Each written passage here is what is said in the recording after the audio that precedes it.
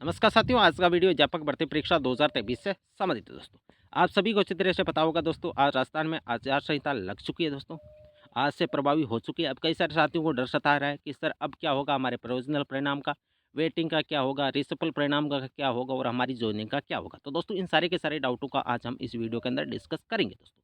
ये वीडियो अति महत्वपूर्ण रहेगा दोस्तों। वीडियो को शुरू से लेकर दोस्तों आपको एंड तक देखना है। पहले बातचीत कर लेते हैं कि अब क्या होगा रिजल्ट का। तो दोस्तों जितनी भी वैकेंसियां प्रक्रियाधीन है उसमें ज़्यादा अड़चनें पैदा नहीं होगी। जितनी भी भर्तियां प्रक्रियाधीन है, जैसे first grade, second grade, third grade, जो भी जिस भी डिपार्टमेंट की भर्तियां चल रही है प्रक्रियाधीन है दोस्तों, उसमें ज़्यादा आपकी परेशानी का सामना नहीं करना पड़ेगा दोस्तों। क्योंकि इनके लिए जब भी नियुक्ति ऑर्डर होंगे दोस्तों, निर्वाचन आयोग से परमिशन लेने की आवश्यकता तो होगी।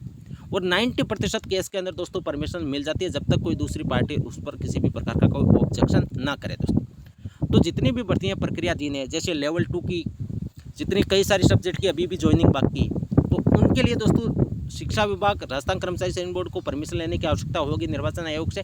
और 90% केस के अंदर दोस्तों परमिशन मिल जाती है, आपको टेंशन लेने की आवश्यकता नहीं है। जो भी प्रोविजनल परिणाम, अब कई सारे साथी बोलेंगे सर इनकी परमिशन कितने दिन के अंदर मिलती है। तो दोस्तों ये एक प्रोसेस होती है जिसमें 10 से 15 दिन। अब आचार संहिता से एक इफेक्ट पड़ेगा दोस्तों, जो हमारी मांग थी, मान लो हमारी मांग है प्रोविजनल परिणाम की, तो दोस्तों यदि वो 5 दिन में कंप्लीट हो रही थी तो अब उसमें 10 से 15 दिन का टाइम लगेगा। क्योंकि राजस्थान कर्मचारी चयन बोर्ड को भी निर्वाचन आयोग से दोस्तों परमिशन लेनी पड़ेगी कि हम ये लिस्ट जारी कर रहे हैं दोस्तों, इसके ऊपर परमिशन दी जाए। तो उसमें भी टाइम लगेगा दोस्तों 10 से 15 दिन पर। तो जो कार्य पहले 5 दिन में होना था दोस्तों, उसमें 15 दिन का टाइम लगेगा। और आपने देखा होगा दोस्तों राजस्थान सरकार की चाल कि इन्होंने एन वक्त पर दोस्तों आरपीएससी और राजस्थान कर्मचारी चयन बोर्ड के अंदर, आरपीएससी के अंदर शायद 3 और राजस्थान कर्मचारी चयन बोर्ड के अंदर 1 सदस्य को अब नियुक्त किया है।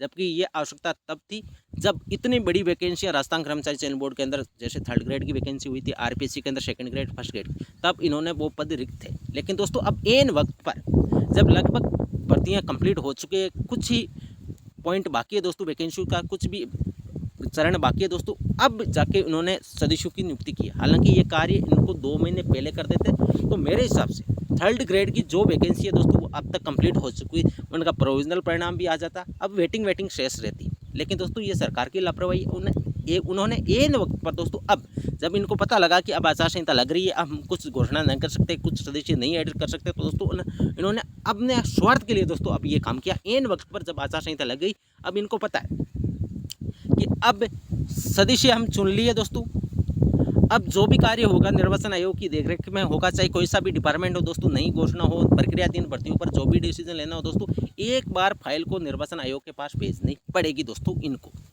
चाहे राजस्थान कर्मचारी चयन बोर्ड हो, चाहे आरपीएससी हो, चाहे शिक्षा विभाग हो, चाहे कोई सा भी डिपार्टमेंट हो राजस्थान के अंदर, जो भी भर्तियों की अब जो भी लिस्ट जारी करनी हो, जैसे प्रोविजनल लिस्ट दोस्तों, राजस्थान कर्मचारी चयन बोर्ड को परमिशन लेने की आवश्यकता होगी दोस्तों।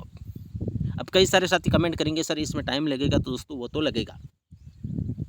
लेकिन अब कई सारे साथी बोलेंगे सर आचार संहिता लागू होने के बाद क्या नहीं होता। तो दोस्तों मैंने आपको पहले भी बता चुका हूं कि जितने भी नवीन घोषणाएं नहीं कर सकती सरकार, नई विज्ञप्तियां जारी नहीं कर सकती दोस्तों। राजस्थान सरकार ने एक सबसे बड़ी भूल की है, संस्कृत शिक्षा विभाग की जो वैकेंसी आनी थी दोस्तों वो जारी नहीं की। सबसे बड़ी प्रॉब्लम तो ये हुई है दोस्तों, क्योंकि कई सारे साथी संस्कृत शिक्षा विभाग की तैयारी कर रहे थे, अलग अलग प्लेटफॉर्म से उन्होंने कोर्स ले रखा था, उनको पूरी उम्मीद थी कि सरकार विज्ञप्ति जारी करेगी, चुनावी साल है। लेकिन दोस्तों सरकार ने इसका शॉर्ट एडवर्टाइजमेंट भी जारी नहीं किया, और दोस्तों अब संभावना बिल्कुल कम है कि विज्ञप्ति जारी होगी।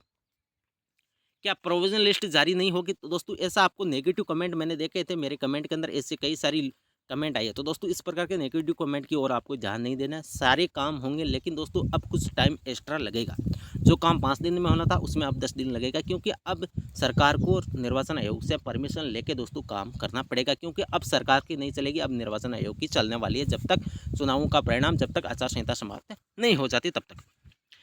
रिजल्ट के लिए दोस्तों चुनाव आयोग से परमिशन लेने की पड़ेगी, बिल्कुल लेनी पड़ेगी दोस्तों। जो भी लिस्ट जारी होगी निर्वाचन आयोग से परमिशन लेने की आवश्यकता होगी, और परमिशन 90% केस के अंदर दोस्तों मिल जाती है। पिछली वैकेंसी का यदि दोस्तों मैं आपको एग्जाम्पल के माध्यम से बताऊं, रीट जो 26,000 हुई थी 2017 के अंदर दोस्तों, उसमें कई सारे साथियों को आचार संहिता से पहले नियुक्ति मिल गई थी, और कई सारे साथी पेंडिंग में रह गए थे, कोर्ट पर स्टे आ गया दोस्तों वैकेंसी पर, तो उनकी नियुक्ति भी आचार संहिता में हुई है। तो आप ये मान के चलिए दोस्तों, वो बहुत बड़े पद थे दोस्तों, उस समय शायद 10 से 15 हज़ार स्टूडेंटों की नियुक्ति बाद में हुई थी आचार संहिता लगने के बाद। तो दोस्तों आपको ये टेंशन नहीं लेनी, आपके तो अब पद शेष है ही कितने, जैसे लेवल 1 के अंदर 1000 के आसपास मान लो, बाकी के टोटल यदि मिला के चले तो 5 से 6000 पदों पर अब हम नए स्टूडेंटों को मौका मिलना है दोस्तों, चाहे प्रोविजनल परिणाम हो, रिसफल हो, चाहे वेटिंग हो दोस्तों। तो अब आपको टेंशन लेने की आवश्यकता नहीं है दोस्तों, आचार संहिता को दिमाग से निकाल दीजिए कि कुछ भी इफेक्ट नहीं पड़ेगा। हाँ, थोड़ा बहुत टाइम एक्स्ट्रा लगेगा दोस्तों, ये हो सकता है। जॉइनिंग में इंतजार दोस्तों, वही बात है कि जो प्रक्रियाधीन भर्ती हैं दोस्तों, उसमें जॉइनिंग के लिए भी दोस्तों निर्वाचन आयोग से परमिशन लेनी पड़ेगी और परमिशन मिल जाएगी। जितनी भी प्रक्रियाधीन भर्ती हैं दोस्तों, उसमें परमिशन मिल जाएगी निर्वाचन आयोग से।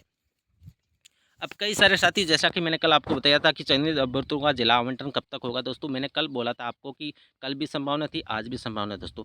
आज या कल के दोस्तों 2 दिन के भीतर आपका जिला आवंटन हो जाएगा। जो भी स्टूडेंट चयनित है दोस्तों, उनको टेंशन लेने की आवश्यकता नहीं है। आपका 1-2 दिन के भीतर दोस्तों आपका जिला आवंटन हो जाएगा दोस्तों। रिसफल रिजल्ट दोस्तों, इसके लिए हमारे को प्रयास करना पड़ेगा दोस्तों। मैं आपको 5 से 7 दिन के भीतर दोस्तों एक कोई तारीख फिक्स करेंगे, क्योंकि जब तक ये प्रोविजनल परिणाम दोस्तों कार्य चल रहा है, प्रोविजनल परिणाम वाला मैटर सॉल्व नहीं हो जाता, तब तक इस पर हम जो भी धरना प्रदर्शन करेंगे दोस्तों वो उचित नहीं रहेगा। क्योंकि बोर्ड सीधा सीधा यही बहाना बनाएगा, हम प्रोविजनल परिणाम के ऊपर कार्य कर रहे हैं अभी दोस्तों। ये प्रोविजनल जब तक पूरी लिस्टें क्लियर नहीं हो जाती दोस्तों, इसके बाद हमारा यही रहेगा कि जितने भी स्टूडेंट लेवल 1 लेवल 2 के अंदर काउंसलिंग के अंदर दोस्तों एब्सेंट हुए, उन स्टूडेंटों के स्थान पर नए स्टूडेंटों को लिया जाए, रिसफल रिजल्ट करके दोस्तों, रिसफल परिणाम जारी करके। इससे बहुत सारे साथियों को दोस्तों बेनिफिट मिलेगा दोस्तों। आपको दोस्तों मेरे टेलीग्राम ग्रुप के अंदर जुड़ जाना है।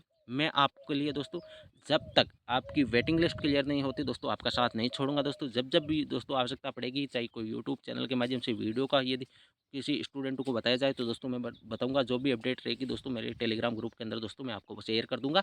टेलीग्राम ग्रुप का लिंक दोस्तों इस वीडियो के डिस्क्रिप्शन में दे रहा हूँ दोस्तों, वहाँ जाके आप जुड़ जाएंगे।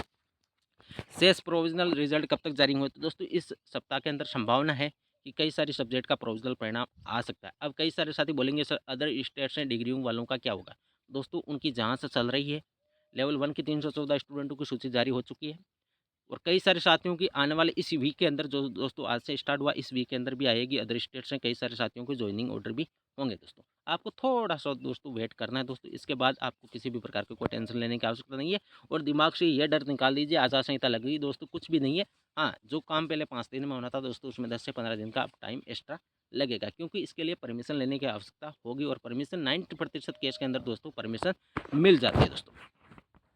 रिक्त पदों पर नई सूची दोस्तों, ये सारे के सारे हम मांग उठाएंगे जब प्रोविजनल परिणाम क्लियर हो जाएगा दोस्तों। कितने स्टूडेंट अपात्र रहते हैं, कितनी सीटें रिक्त हैं, कितने स्टूडेंट काउंसलिंग के अंदर एब्सेंट हुए, उन स्टूडेंटों के स्थानों पर नए स्टूडेंटों को मौका दे और सरकार जितने हो सके दोस्तों उतने पदों को भरा जाए। जितनी सीटें खाली है दोस्तों, उन सीटों पर नए स्टूडेंटों को मौका दिया जाए, क्योंकि आप सभी को अच्छी तरह से पता है अब नई वैकेंसी आने में दोस्तों टाइम लगेगा। 3rd ग्रेड की नई वैकेंसी नहीं, इन्होंने रीट की घोषणा की दोस्तों। सबसे बड़ी बात यदि देखा जाए तो दोस्तों ये सरकार की लापरवाही है, इन्होंने रीट पात्रता परीक्षा तक की घोषणा नहीं की, जबकि इसमें तो ये वैकेंसी थोड़ी हो रही थी, ये तो पात्रता परीक्षा थी। इसके बाद 3rd ग्रेड एग्जाम का नया जो विज्ञप्ति जारी होती है तो उसके माध्यम से वैकेंसी को फिलअप किया जाता है। लेकिन दोस्तों इन्होंने पात्रता परीक्षा की तिथि ने तो एडवर्टाइजमेंट दोस्तों जारी किया और न ही किसी भी वैकेंसी का संस्कृत शिक्षा विभाग की भी इन्होंने शॉर्ट नोटिफिकेशन दोस्तों जारी नहीं किया दोस्तों। यदि जारी कर देते तो कई सारे साथियों को एक मार्ग मिल जाता कि हम इसकी तैयारी करें दोस्तों, उनको टेंशन नहीं होती। तो दोस्तों ये सरकार की अब लापरवाही, हम क्या कर सकते हैं दोस्तों। 4500 पदों को जोड़ा जाए दोस्तों, कई सारे साथियों ने मांग उठाई थी और खूब इसमें मांग की दोस्तों। कई सारे साथियों ने प्रयास भी किया, लेकिन दोस्तों दुर्भाग्यवश ये काम भी नहीं हो सका। तो दोस्तों ये थी आज की वीडियो दोस्तों। वीडियो अच्छी लगी तो चैनल को सब्सक्राइब करें, वीडियो को लाइक और शेयर करें। थैंक यू दोस्तों।